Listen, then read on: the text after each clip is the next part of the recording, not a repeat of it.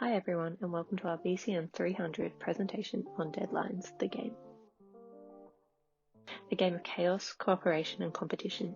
In this real-time card game, you must race against the clock and work together to pass your group assignment.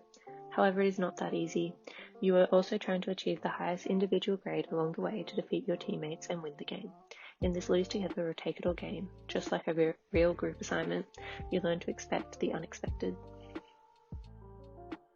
In more detail, you assume the role of one of the student cards, each with their own special cards and abilities. The projects and challenge cards are placed in the middle. Once the 5-minute timer has started, you must race against the clock to try and match symbols on your cards to the challenge cards and complete the project each round. If time runs out before the project is complete, then you have failed the assignment. If the project for that round is completed, you tally up your contributions and track your marks on your individual dial. This continues until the final project is complete and a winner has emerged. Deadlines is a 2 to 5 player real-time card game that is best played by ages 8 years and over.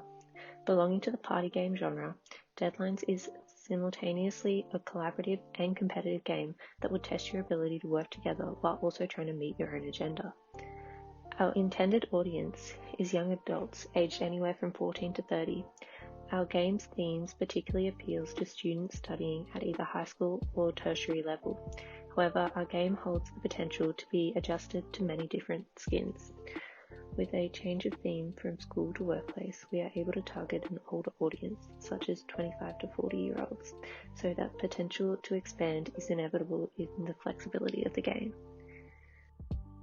The experience we want to create with our game is a unique mix of panic, excitement, competition, cooperation, all tailor-made to create a truly authentic group project experience.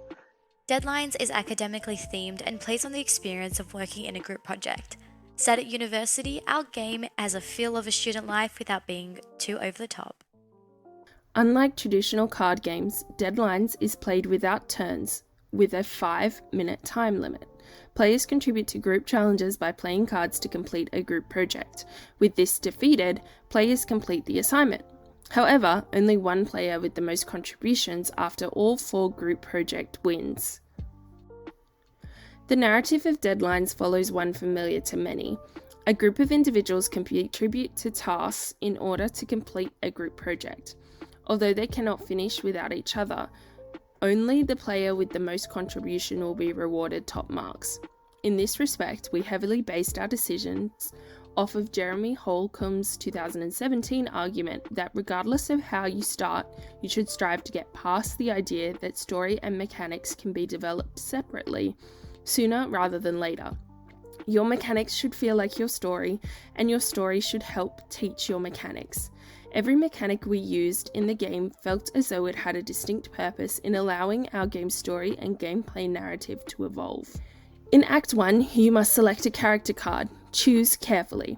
This will determine players' card decks and special abilities for the game.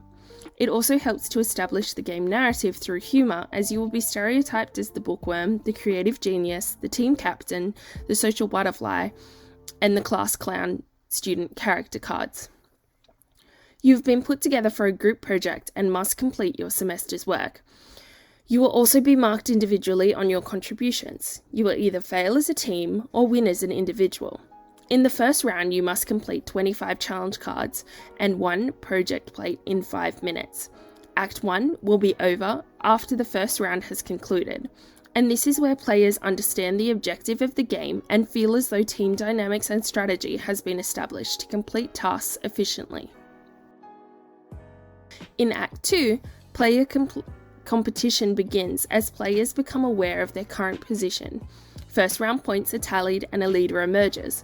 In Act 2, the tension builds and competition heightens. In this act, players occasionally stray from their individual tactics in favour of the group to ensure the game is not lost entirely in do-or-die moments of the game.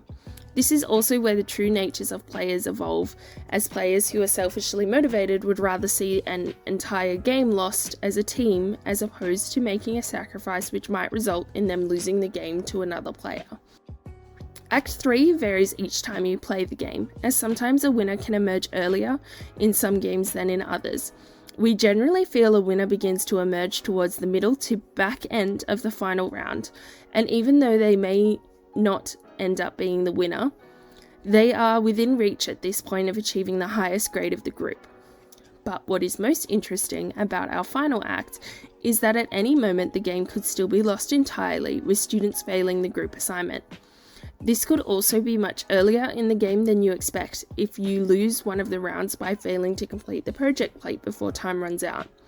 In this case, the third act would start when it looks as though you are running out of time and the winner emerging is the game itself.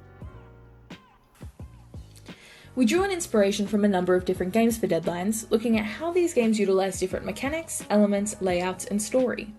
One particular element of our game, which was causing us a bit of difficulty initially, was the Stressor Meter. This was an element which we really wanted to include as we felt as though it enhanced our story so much, but we weren't sure what mechanics and pieces to use to incorporate this into our game.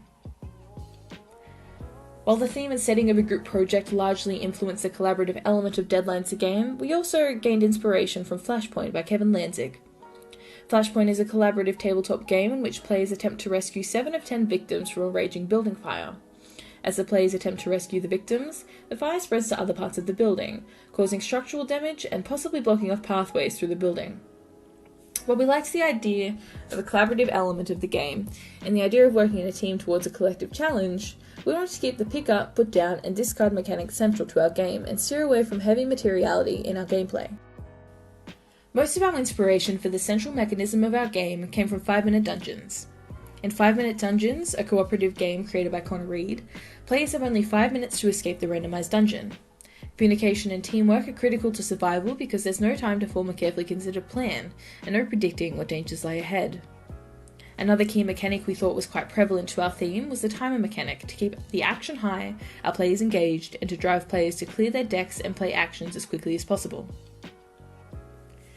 King of Tokyo is a dice-rolling fighting game that uses discs attached to the back of character cards to track both health and points, visible through 2 windows at the front of the card.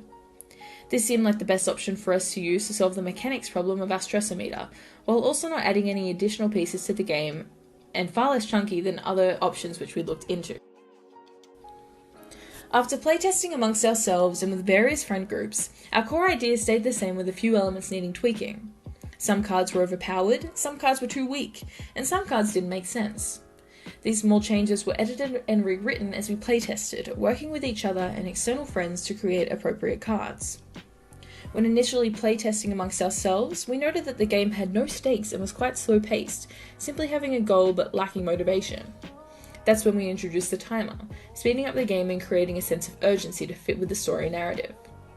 Shortly thereafter, a few of us presented the game to a group of external friends.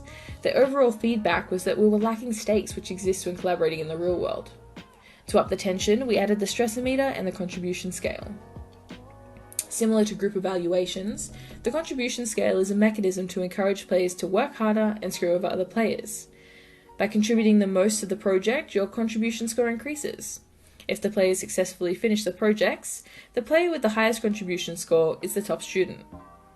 From there, we brought back the Stressor Meter, an element of the game which was thought up and dumped during the ideation process. However, when we reintroduced it to the game, it added elements of pressure to the players. When players' Stressor Meters hit 7, they miss out on 3 challenges, meaning their contribution score is remaining static. And finally, when we were tracking the contribution scale and the Stressor Meter scores, we were initially using pen and paper before shifting to tokens.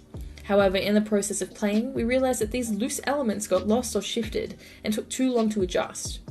This is why we introduced the dial mechanism, spinning a wheel attached to a card to show the score, similar to that from the game Kings of Tokyo. In future iterations, we feel that bonus points may be an important element when considering the contribution scale, making it more fair on players who discarded cards or contributed in different ways. Another very recent suggestion from one specific group of playtesters was that there are too many elements and not enough time, making people quickly give up on tracking their points. However, we only had one group of people mention this, so it might be an aspect which needs to be trialled and tested before making any concrete changes. To gain funding for Deadline the game, we'd be looking at starting a project on Kickstarter. Kickstarter is a great platform for indie games, like ours or at the time Exploding Kittens, to gain funding and support to get our game off the ground. To finish up, Deadlines is a tabletop card game that brings some unique mechanics to a familiar setting, allowing everyone to get their frustration out in only 20 minutes. It combines cooperation with competition in a completely new way and still lets you leave the table as friends. To be a part of the Deadline community, you can check us out on Kickstarter or Facebook. Thanks so much for watching. Bye!